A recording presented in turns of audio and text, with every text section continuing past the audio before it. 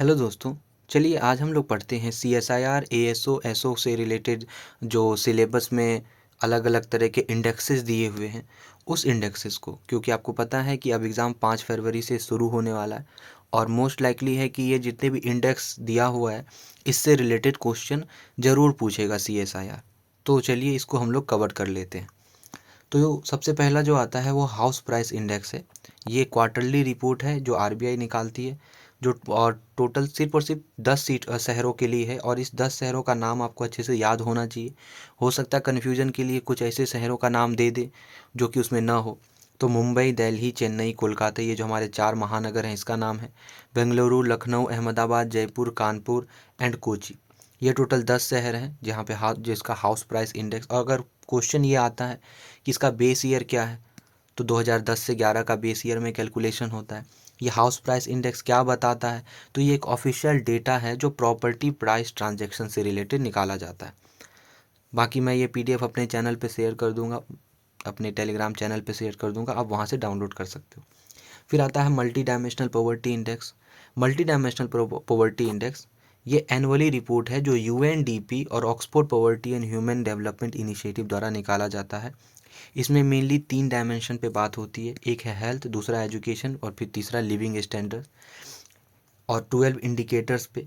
और इंडिया का रैंक इसमें 66 है और इंडिया का टोटल पॉपुलेशन का 18.7% पॉपुलेशन वो गरीब है।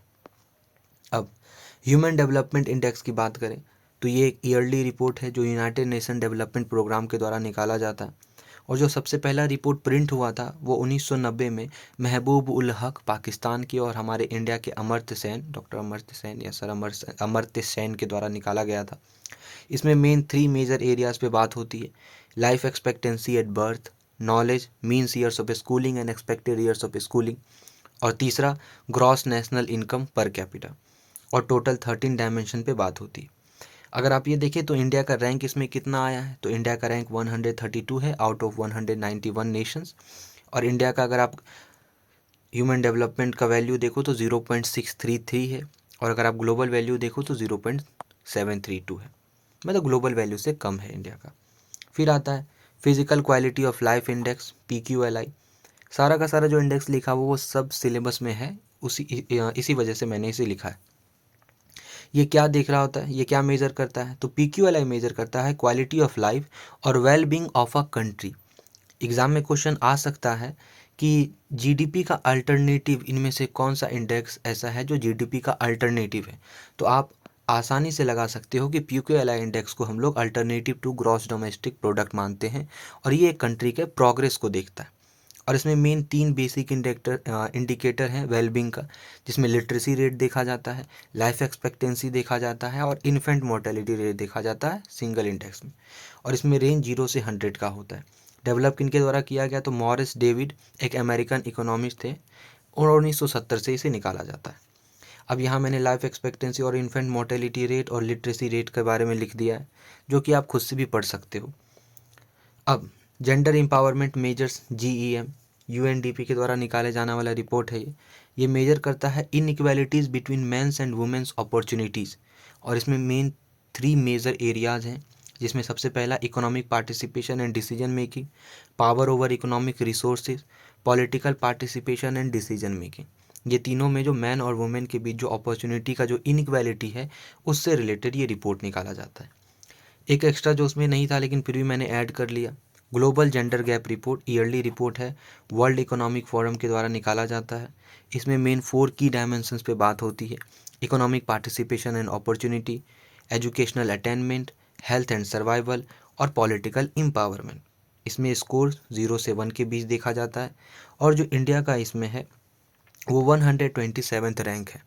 हालांकि अगर ऐसे ट्रेंड पूछा जाए कि इंडिया का ये जो ट्रेंड है, ट्रेंड वो इंक्रीजिंग ट्रेंड है या डिक्रीजिंग ट्रेंड है, तो आपको इंक्रीजिंग पे लगाना है, क्योंकि इंडिया जो है अपना स्कोर बढ़ा रहा है इसमें।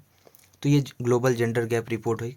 हमेशा याद रखिएगा कि कौन पब्लिश करता है, वो दिमाग में रहना चाहिए, क्योंकि कन्फ्यूजन क्वेश्चन इसी से बनता है, कन्फ्यूजिंग क्वेश्चन। फिर आता है जेंडर डेवलपमेंट इंडेक्स, UNDP के द्वारा निकाला जाता है। 3 basic dimension of human development, health, life expectancy, education, जिसमें 25 साल का एज या उससे ऊपर के एज तक के बारे में देखा जाता है। फिर आता है ग्लोबल इनोवेशन इंडेक्स, ये भी एनुअली रिपोर्ट है। वर्ल्ड इंटेलेक्चुअल प्रॉपर्टी ऑर्गेनाइजेशन वीपो के द्वारा निकाला जाता है। इस वीपो का हेडक्वार्टर जेनेवा स्विट्जरलैंड में है। ये सेल्फ फंडिंग एजेंसी है यूनाइटेड नेशन का, और टोटल 193 नेशंस जो है इसका मेंबर है।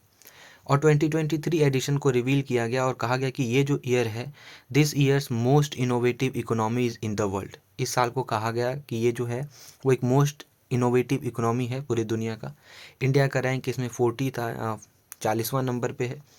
अब इसमें ये मेजर करता है इकोनॉमीज इनोवेशन इकोसिस्टम परफॉर्मेंस। अगर आपसे पूछे ग्लोबल इनोवेशन इंडेक्स जो है वो क्या मेजर करता है, तो आप आसानी से बता सकते हो कि सर ये इकोनॉमीज इनोवेशन और इकोसिस्टम परफॉर्मेंस को मेजर करता है। फिर आता है technology and innovation report. Technology and innovation report publish किया जाता है United Nations conference on trade and development UNCTAD के द्वारा। और ये डेवलप किया, और ये इसमें बताया गया है कि जो डेवलप कंट्री है उसको ग्रीन टेक्नोलॉजी से ज़्यादा बेनिफिट है as comparison to developing countries. मतलब ये कि ग्रीन टेक्नोलॉजी के आने से सबसे ज़्यादा बेनिफिट है तो वो डेवलप कंट्री को हुआ है, डेवलपिंग कंट्री को उतना नहीं हुआ है। इंडिया का रैंक इसमें 46 है 166 देश में। और जो टॉप के कंट्रीज़ हैं इसमें वही US, स्वीडन, सिंगापुर, स्विट्जरलैंड और नीदरलैंड। ये याद रखिएगा, एटलीस्ट 2-3 भी हमें याद होना चाहिए।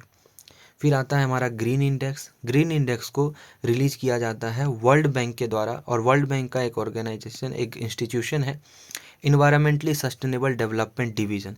ध्यान रखिएगा, इससे रिलेटेड एग्ज़ाम में क्वेश्चन आने का बहुत ज़्यादा चांस बनता है, क्योंकि इससे रिलेटेड जो ऑर्गेनाइजेशन है जो इसका रिपोर्ट निकालता है वो हम लोग आसानी से बता नहीं सकते, कि जैसे हम लोग कन्फ्यूजन हो जाता है क्योंकि UNCTAD है। क्योंकि जब भी हम देखते हैं ऐसे इन्वायरमेंट से रिलेटेड तो हमारे दिमाग में IPCC, UNCD, UNFCCC ऐसे ऑर्गेनाइजेशंस का दिमाग में नाम आता है। जबकि ग्रीन इंडेक्स निकाला गया है वर्ल्ड बैंक के इन्वायरमेंटली सस्टेनेबल डेवलपमेंट डिवीज़न के द्वारा, और इसमें मेज़र किया जाता है कंट्री के इन्वायरमेंटल सस्टेनेबिलिटी को, टेकिंग इनटू अकाउंट फैक्टर जैसे air quality, water availability and green house gas emission के बारे में।